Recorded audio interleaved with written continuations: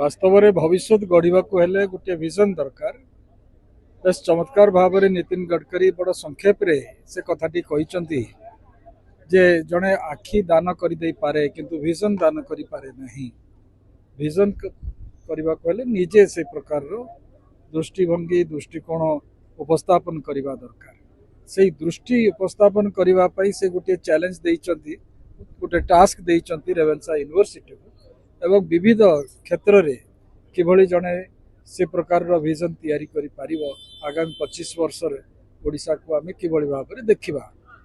वर्तमान जो कथाटी राज्य सरकार करुचंती 11 वर्ष पर 100 वर्ष हम राज्यर एवं आउ किछि वर्ष पर 2047 बेलू विकसित भारतर जो स्वप्न देखा जाउची ताकू आउरी आगु को नवा पाए आज से टास्क टी देइचंती रेवेन्सा यूनिवर्सिटी को।